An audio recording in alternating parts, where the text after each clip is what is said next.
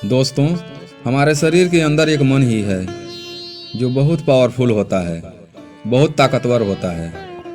परंतु हम अपने मन को ना सही तरीके से समझ पाते हैं, ना ही सही तरीके से उपयोग कर पाते हैं। सिंपल सी बात है, हम अपने मन के अंदर जिस तरह का बीज बोएंगे, जिस तरह की सोच रखेंगे, जैसी भावनाएं रखेंगे, हमें प्रतिक्रिया भी उसी के अनुरूप मिलेगा।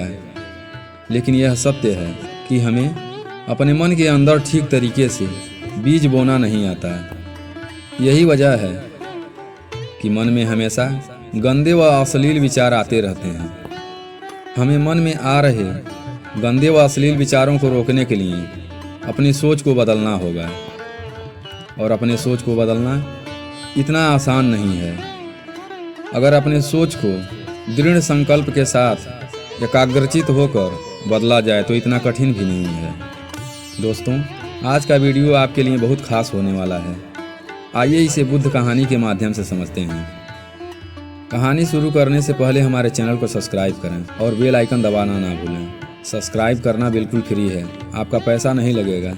अगर आपने सब्सक्राइब नहीं किया है तो सब्सक्राइब जरूर कर दें। कहानी सुनने के बाद अगर कहानी अच्छी लगे तो एक प्यारा सा लाइक देकर कहानी कैसी लगी कमेंट में ज़रूर बताएं। आइए फटाफट से कहानी शुरू करते हैं। एक बार भगवान बुद्ध अपने आश्रम में अपने शिष्यों को प्रवचन दे रहे थे। वहाँ पर बहुत से शिष्य बैठे थे, लेकिन उन्हीं लोगों में से कुछ लोगों का शरीर तो वहाँ पर था, लेकिन मन कहीं और था। उन लोगों का मन भगवान बुद्ध के प्रवचन पर न होकर किसी दूसरे चीज़ों का आनंद ले रहा था। यह कोई बहुत आश्चर्य की बात नहीं है। कुछ लोगों का मन हमेशा गलतियां तो करता ही रहता है। मन हमेशा गलत चीज़ों में आनंद की खोज करता रहता है। लेकिन समझने वाली यह बात है, इतने बड़े ज्ञानी भगवान बुद्ध के सामने भी मन एक जगह नहीं रुक रहा है। और भगवान बुद्ध के विचारों का आकर्षण भी इतना कमज़ोर नहीं कि लोगों के मन को ना रोक सके।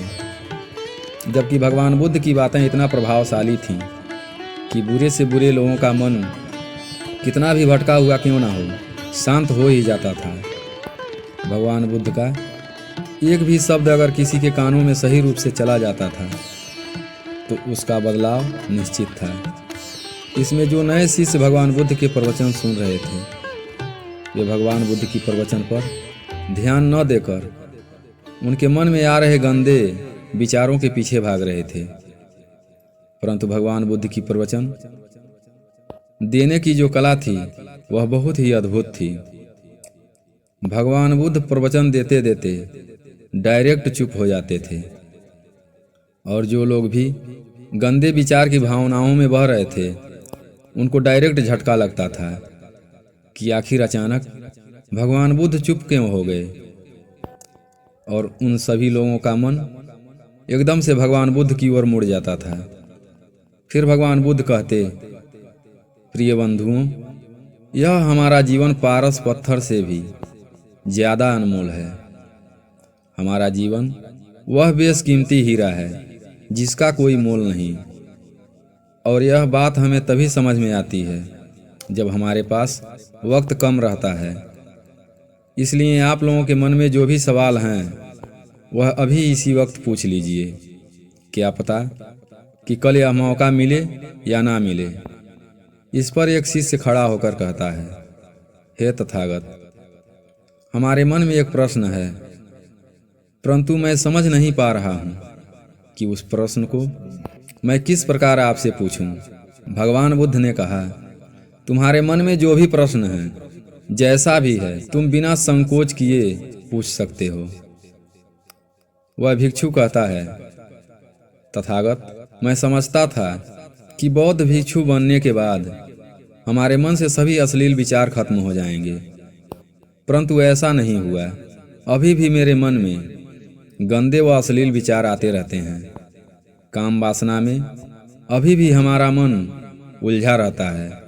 भगवान बुद्ध ने कहा कि अगर तुम्हारा मन अब भी काम वासनाओं में उलझा रहता है तो मैं तुम्हें रोकूंगा नहीं, क्योंकि मेरा उद्देश्य बांधना नहीं है, मेरा उद्देश्य तो बंधन मुक्त करना है, क्योंकि कोई भी मनुष्य भिक्षु तभी बनता है जब वह हर चीज़ों की निरर्थकता को समझ लेता है। जब वह समझ लेता है लालच, लोभ, मोह, काम वासना, अहंकार, छल कपट, ईर्ष्या एक ऐसा कुंड है जो कभी नहीं भरता। जब वह समझ लेता है कि आज तक इसको किसी ने भर नहीं पाया, इसको भरना किसी के बस की बात नहीं, तब वह इन सब चीज़ों को त्याग कर भिक्षु बनता है। शिष्य फिर भगवान बुद्ध से पूछता है, हे तथागत, आखिर यह गंदे विचार, अश्लीलता हमारे मन में आते क्यों हैं? बुद्ध कहते हैं, गंदे व अश्लील विचार हमारे उन्हीं बीजों का फल है जो हम जाने अनजाने में अपने मन में बो रहे हैं। मन में अश्लील विचारों का आना सबसे पहले हमारा देखना होता है। जब हम किसी चीज़ को ध्यान से देखते हैं तो हमारे मन में बैठ जाता है, और मन में बैठने की वजह से उस चीज़ों को पाने की इच्छा होने लगती है, और धीरे धीरे वही व्यवहार में परिवर्तित हो जाता है। भिक्षु कहता है, हे तथागत, इसके लिए हमें क्या करना चाहिए? भगवान बुद्ध कहते हैं, तुम अपना हर काम होशो हवास के साथ करो। कोई भी काम करने से पहले उसका परिणाम जानना अति आवश्यक है। जब हम काम के परिणाम पर ध्यान देते हैं तो अनावश्यक बातें हमारे मन से हटने लगते हैं। जिस काम से हमें क्षणिक सुख मिलता है तो उस काम का कोई अर्थ नहीं। जैसे अश्लीलता से हमें थोड़े आनंद जरूर मिलते हैं, परंतु बाद में हम उस पर विचार करते हैं तो हम अपने आप को ही कोसते हैं। अच्छा या बुरा, कोई काम करने से पहले उस पर 100 बार विचार करना चाहिए कि इस काम से हमें कितना लाभ मिलेगा, और क्षणिक लाभ के पीछे नहीं भागना चाहिए। क्षणिक सुख हमारे जीवन में विपत्ति पैदा करती हैं, जैसे अश्लीलता, चोरी, नशा आदि ऐसी बहुत सी चीज़ें हैं जो हमें क्षणिक सुख तो जरूर देती हैं, पर आगे इसका परिणाम बहुत भयानक होता है, और यह सब बातें अर्थहीन हैं।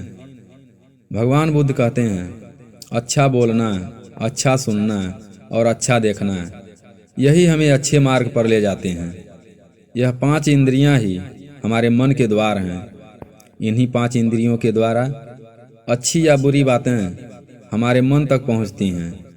हम जितना ही अश्लीलता और अन्य बुरे चीज़ों को देखेंगे, सुनेंगे और बोलेंगे, उतना ज़्यादा मन अपने अंदर रखता जाएगा और इतना शक्तिशाली हो जाएगा कि बार बार उन्हीं गलत चीज़ों में आनंद ढूंढेगा और उसको अच्छा लगेगा। इसलिए इन इंद्रियों द्वारा मन के अंदर उतना ही भेजो जितना से हमें अधिक से अधिक लाभ हो। भिक्षु भगवान बुद्ध की बातों से संतुष्ट हो गया और भगवान बुद्ध के बताए अनुसार मार्ग पर चलने लगा, और धीरे धीरे वह गंदे विचार व अश्लीलता से छुटकारा पा लिया।